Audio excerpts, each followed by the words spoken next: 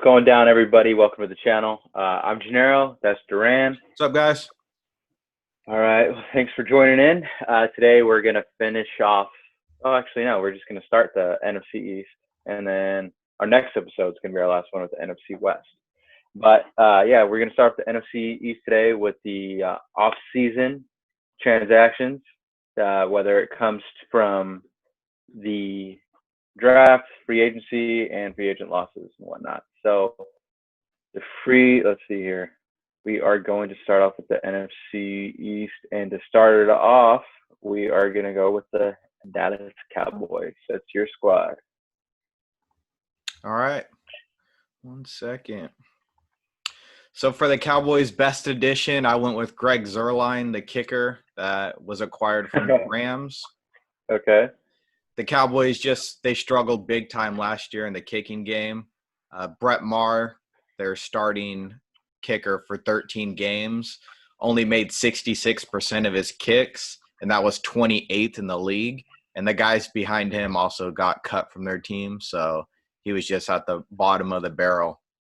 The Cowboys lost 8 games last year. 6 of them were within 7 points, and they were number 1 in field goal attempts with 40, but ranked number 28 in field goal percentage. So a lot of points were just left on the field in that area. Zuerlein got hurt last year and put up his worst pro season, but was still somehow better than Maher, hitting 73% of his kicks, and he was at 84% before getting hurt in week 14.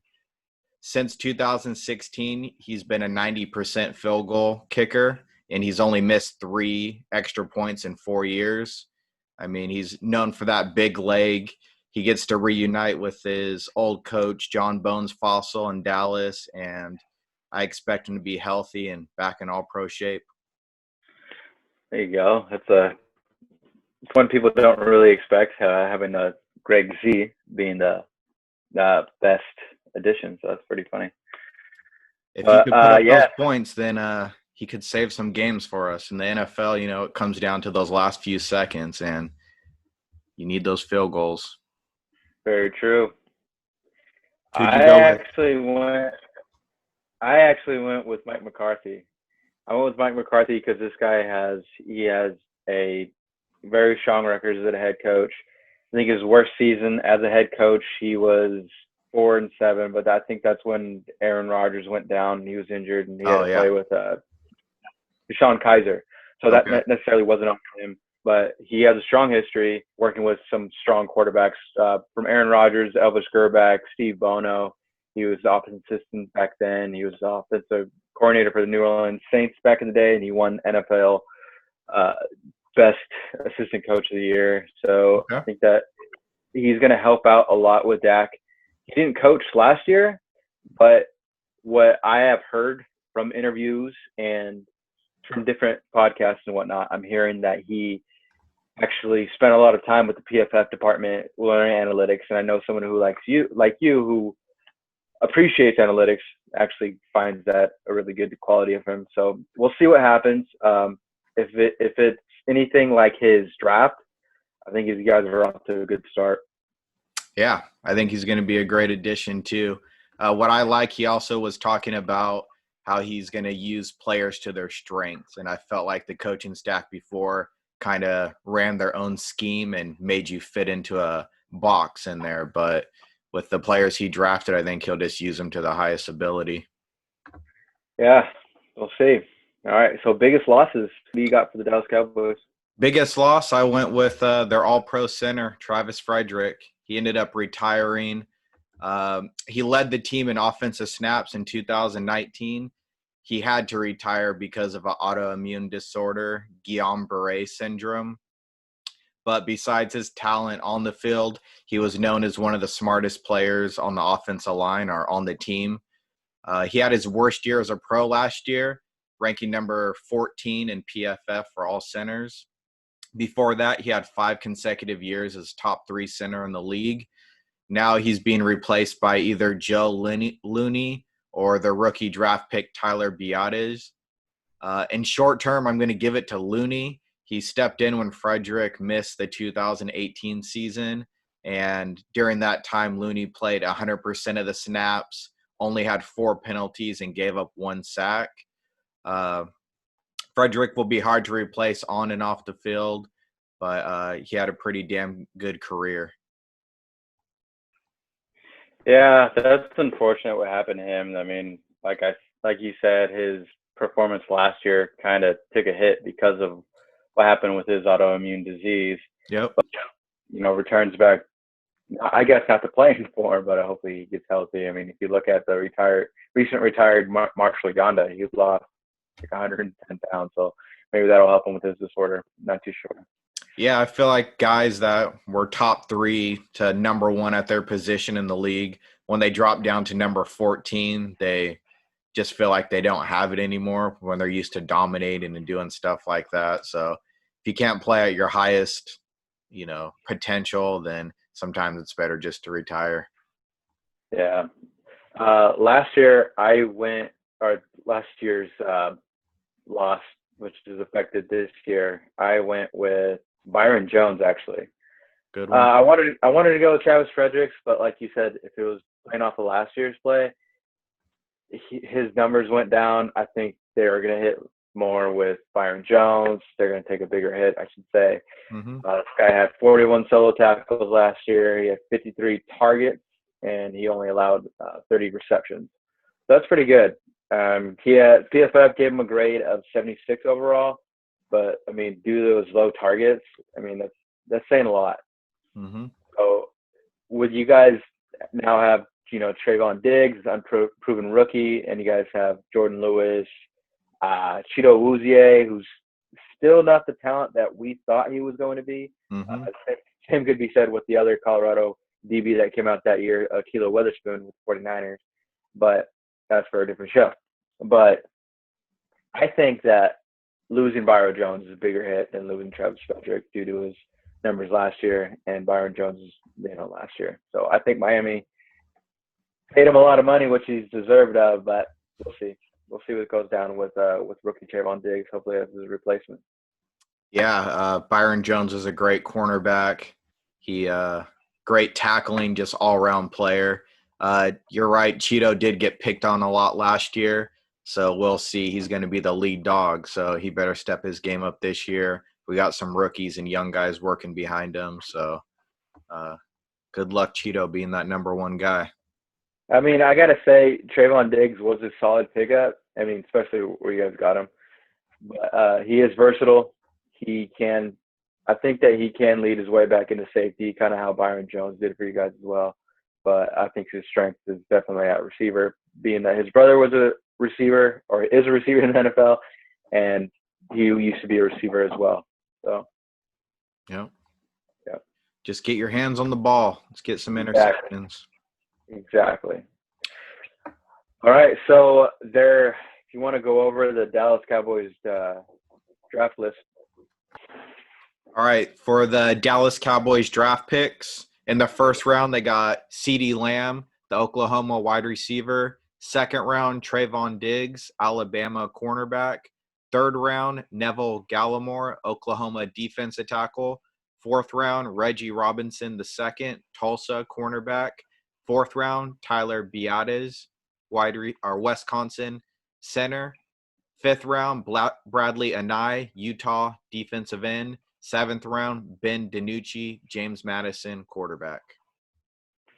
All right. So you guys actually had one of my favorite drafts of this year. Definitely was one of the highest ones. Go ahead. Let me hear who you got. I actually went with CeeDee Lamb. Yep. I mean, I didn't think that he was going to be available at 17.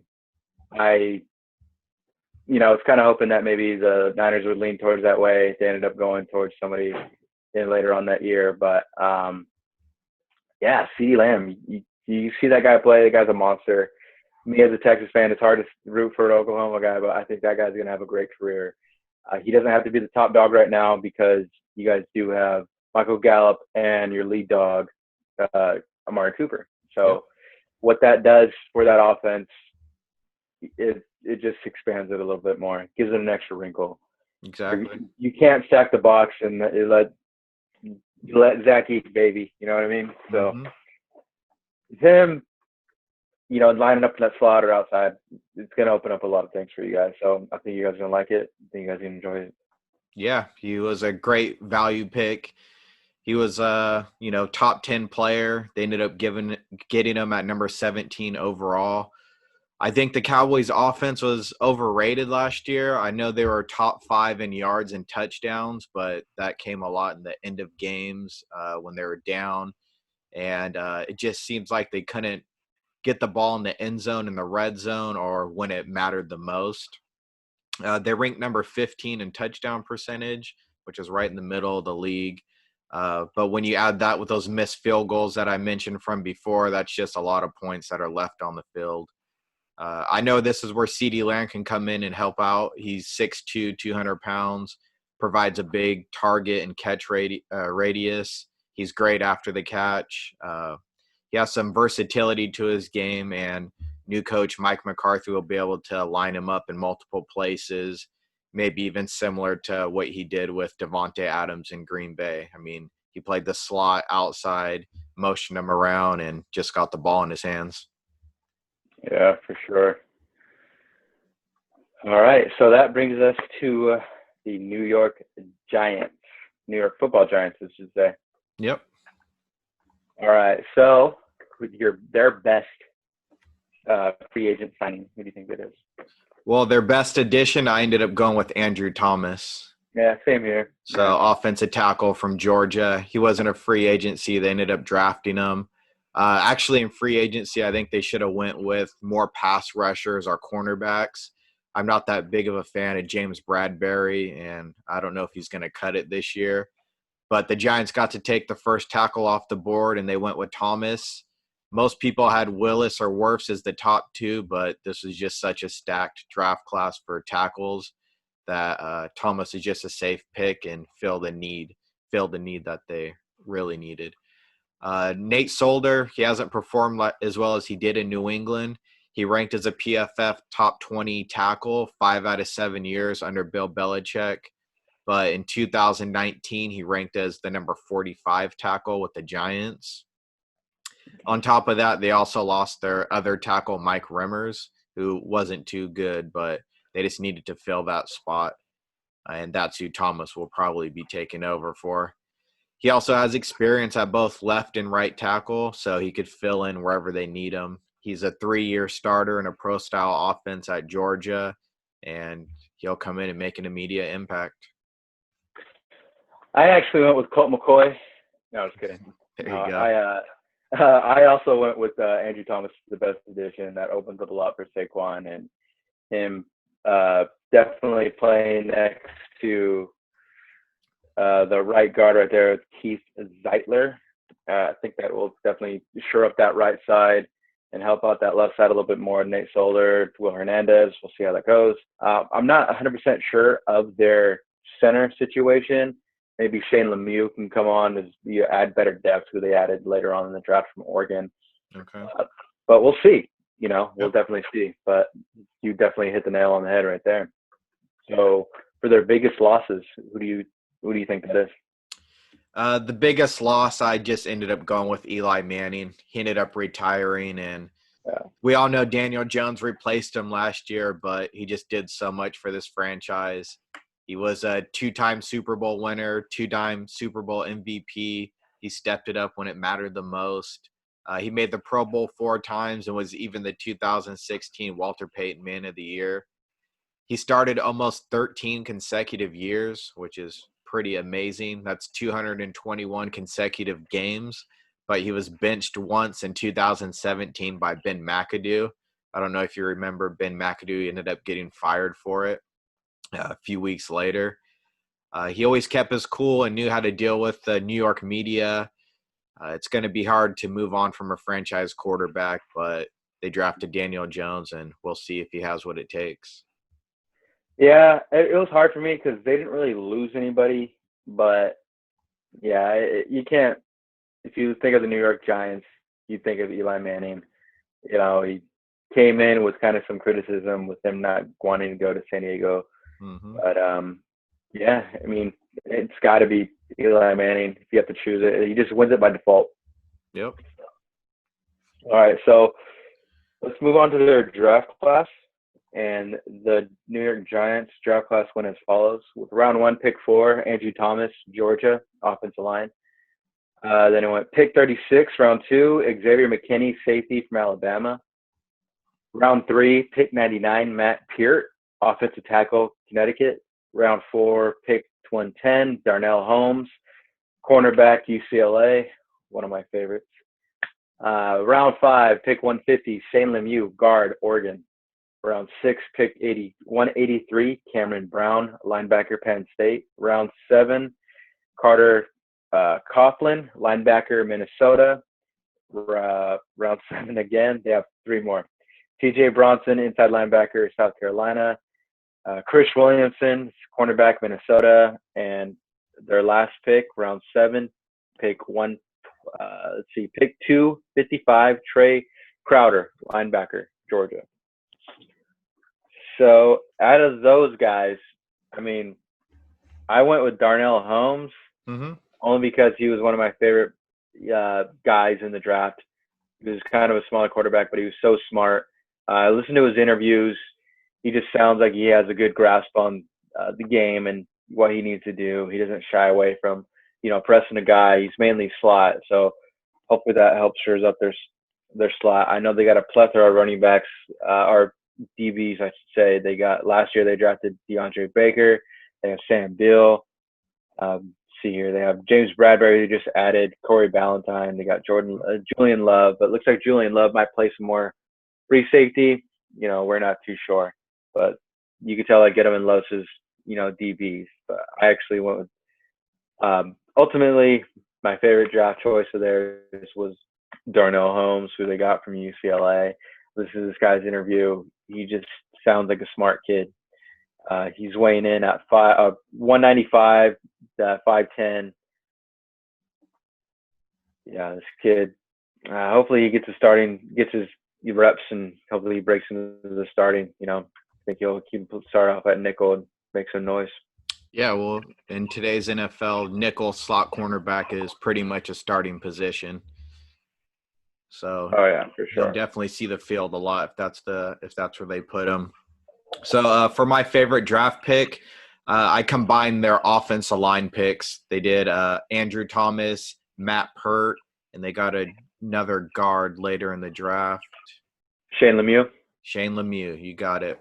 Yeah. They didn't have a PFF top 45 tackle on the roster, and they had to add some help for Saquon Barkley and Daniel Jones. We all know Barkley's an elite running back, and this gives him a chance to show it off.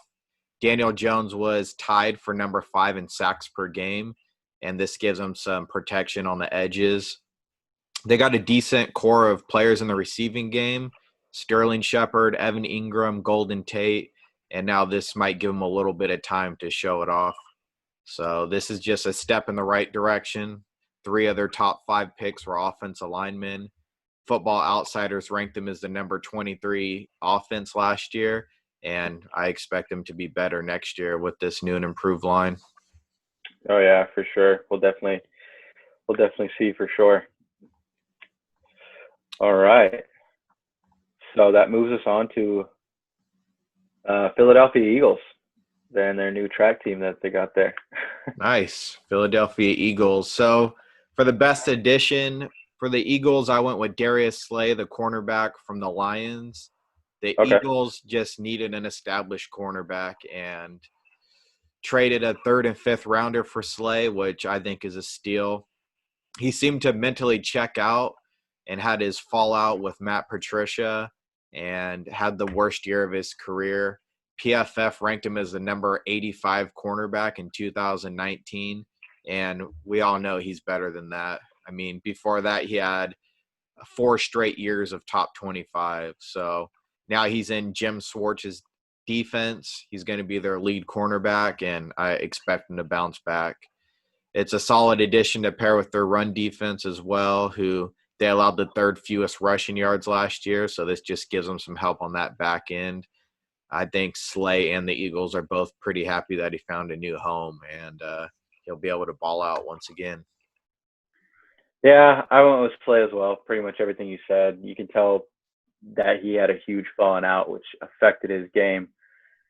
When he butted heads with Matt Patricia, he didn't like the situation he's in, and he went on to a better team. I think, in my opinion.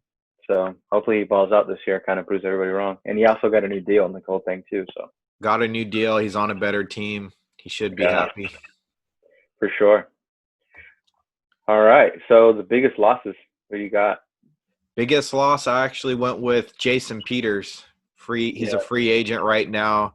I mean, I know he's 38 years old. He had his knee injury last year, but he's just been a staple for the Eagles offense for the past 10 years. Even at his age, PFF ranked him as a top 10 tackle before the injury. And now he's being replaced by Andre Dillard, who was drafted last year and has a pretty promising upside, but he struggled a little bit last year in his 4 starts. He played 300 snaps and gave up 4 sacks, ranking as PFF's number 58 tackle. So in 300 snaps, he gave up 4 sacks. In 872 snaps for Jason Peters, he only gave up 3 sacks. So he played more than twice as many snaps and gave up less amount of sacks. So that's just going to be a little learning curve there, especially coming off the edge. Jason Peters hasn't given up more than 4 sacks since 2009. And I think the Eagles have a decent replacement. It's just, so hard to match his 2-time All-Pro production. Yeah, that's who I went with as well. I mean, you look at him and you're still just so surprised that he's a free agent and he still wants to play. He is 38, but I think that he can sign a 1-year deal to somebody. Maybe he's waiting for somebody to get hurt, Yep. so he can kind of play the field a little bit. But yeah, that's what I went with as well. I kind of looked at it. I was looking at Malcolm Jenkins as well. Mm-hmm. I don't think they're going to miss him as much, being that who they added with Darius Slay, and possibly they can move Avonte Maddox to safety or something. So Yep. yeah, Jason Peters, biggest loss for me as well. Perfect. Do you want to go over the draft picks? Yeah. So the draft picks for the Philadelphia Eagles went as followed. Round 1, pick 21, Jalen Reagor, receiver, TCU. Round 2, pick 53, Jalen Hurts, quarterback, Oklahoma. Round 3, pick 103, Davion Taylor, outside linebacker, Colorado. Round 4, 127, Kayvon Wallace, safety, Clemson. Round 4, pick 145, Jack Driscoll, offensive tackle, Auburn. Round 5, pick 168, John Hightower, receiver, Boise State. Round 6, pick 196, Sean Bradley, linebacker, Temple. Round 6, pick 200, Quiz Watkins, receiver, Southern Mississippi. Prince Tega Owogu, offensive tackle from Auburn. Sorry if I butchered that name. Round 7, 233, Casey Tohill, outside linebacker, Stanford. Yeah, they had a lot of picks. And for my favorite draft pick, I went with Jalen Reagor, the wide receiver from TCU. He was actually one of my favorite wide receivers in this draft. He has the catchability, playmaking skills, they're undeniable. And Philly just needed help at wide receiver big time last year, especially with all the injuries they have. They didn't have a wide receiver on the team with over 500 yards on the whole season.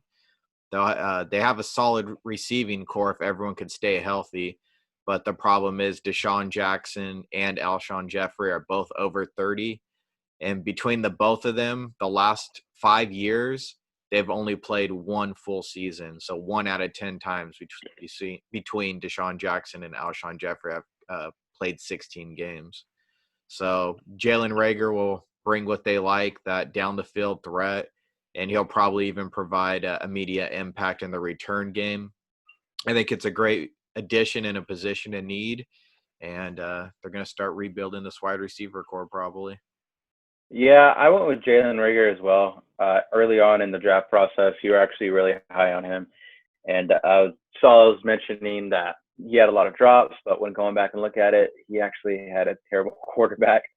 So this guy will go up and grab that ball. He shores up that receiver room for sure. I think I put him ahead of Arcega-Whiteside for that's 100% right there. But who they also added in the offseason was Marquise Goodwin in that trade with the 49ers. Mm-hmm. So with Goodwin, Hightower, Watkins, Jalen Rager, if his 4.22 time was actually the 4.22 time that he did, they have a track team. They have speedsters. They can, burn you downfield. So I think they saw what the Kansas City Chiefs did, and it's kind of a copycat league. So they wanted their own track team as well. But with Jalen Rager, I think that, he's going to be a stud. So the starting receivers right now are going to be Jeffrey, Jackson, and Rager. And they have a bunch of depth back there, which they didn't last year. So now they have depth with, Goodwin, Greg Ward Jr., Arcega-Whiteside, Robert Davis, Quez Watkins, Jonathan Taylor. I don't know if you're going to count on Jonathan Taylor, only because, speaking of drops, that guy did have a bunch of drops. It's kind of confusing picks, but they wanted speed. Maybe they'll help out in a return game. I'm not too sure. But. Yeah, they love the speed. And at the beginning of the year, Deshaun Jackson was killing it with Carson Wentz. So Jalen Rager was huge in big play percentage. So he might be able to fill in a little bit there when Deshaun Jackson gets hurt or if he gets out. All right. Okay, so that brings Redskins, the last team of the NFC East. So for the Redskins, the best addition I went with was Chase Young, the edge rusher from Ohio State. I mean, he was the first defensive player taken in the draft. They added him to an already solid defensive line with Ryan Kerrigan, Montez Sweat, Jonathan Allen, Deron Payne. All those guys were first-round picks. So new coach, Ron Rivera, we know he's a defensive-minded coach, and he's got some great tools to work with now. The Redskins needed help on defense last year. They ranked number 27 in points allowed per game and yards allowed per game. So Young's going to come in from Ohio State, who we know is a D-line, especially edge rusher factory school. And his previous coach, Larry Johnson, is considered one of the best coaches in all of college football. I expect him to come in day one, start, and probably develop into an all-pro pass rusher. So the Redskins got a good one. Yeah, with that addition, I think they become one of the best defensive lines. Yeah, for sure. 100%, because they got Kerrigan, they got Young, added Montez Sweat, Sean Hampton. They got a bunch of people on first rounders. Kind of take a page of the 49ers book with first rounders. Yeah, defensive line. But yeah, exactly. I also went with Chase Young as their best addition because his pass rush skill set is just incredible. I don't know if they're gonna have him stand up at all. That was pretty much like the knock on it, but there wasn't really much. He got into a little bit of trouble.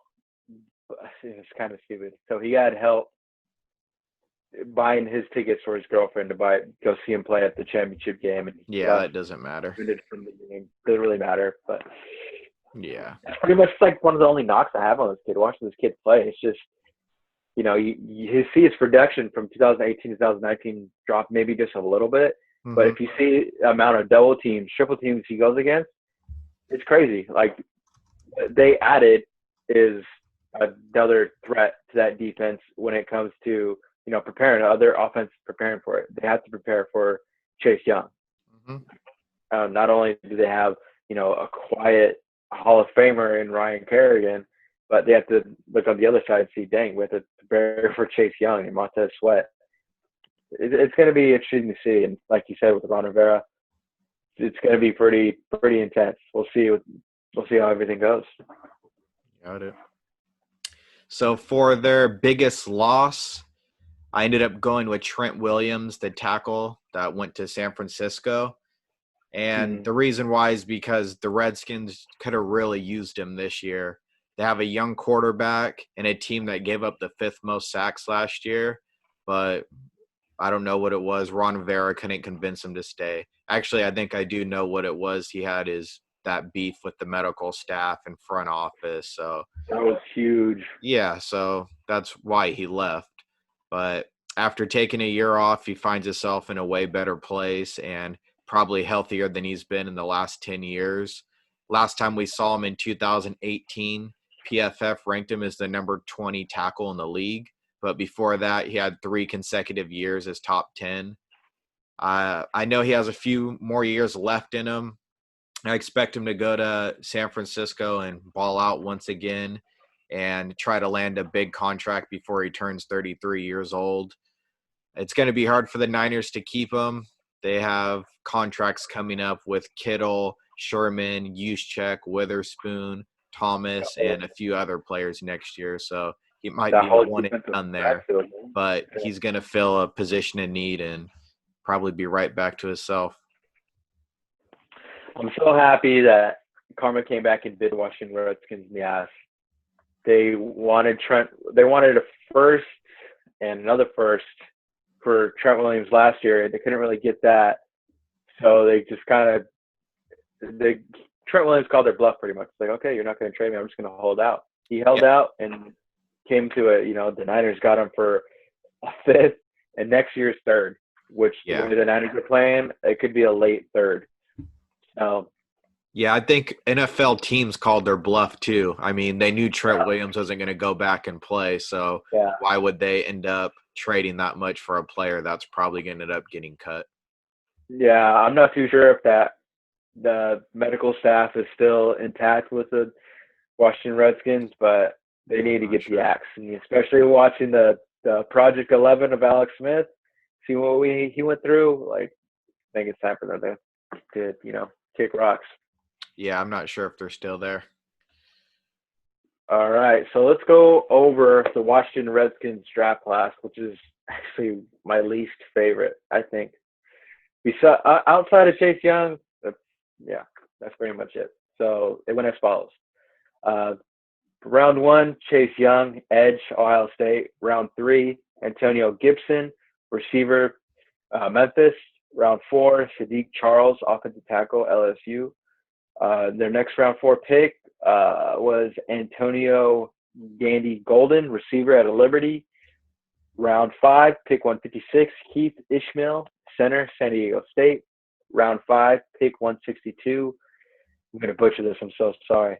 Kaliki Hudson from the linebacker from Michigan. Good try.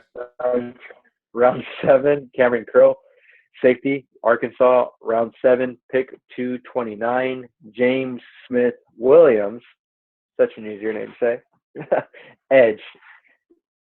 And so for my favorite draft pick, I'm going back to the well with Chase Young, the edge out of Ohio State. I mean, again, it was a no-brainer pick. He's a physical freak and Washington, D.C. native. They didn't have a second-round pick, so it was kind of hard to dig deep into their draft. I mean, with this first-round pick, they could have went quarterback, but they drafted Dwayne Haskins in the first round last year. And with Burrow off the board, Chase Young was just the safest pick to go. And I don't think I would have taken him. I wouldn't have taken Tua over Young either, especially with his injury history. Chase Young's just, he's the safest pick. And, so back at it with Chase Young, best draft pick. Yeah, I went with Chase Young here too. Their draft was just super weird. They got a gadget player in Antonio Gibson. Hopefully he's a better version of what Ron Rivera wanted Curtis Samuel to be. So I think that he could possibly be a better version of that to that offense. I guess you can add Montez Sweat, like to half of Montez Sweat to this one, because they did trade this year's second draft pick to move up to draft Montez Sweat last year. I'm not 100% sold on Gandy Golden being maybe receiver 5 there. So, but I thought that, Kevin Harmon was going to be that for them, but we'll see. Chase Young, best pick, I think. So, yeah. You got it. So that does it for episode 1.8. Stay tuned for episode 1.9, where we're going to cover the NFC West And you could check out our channel for coverage of your favorite draft and teams. Till next time.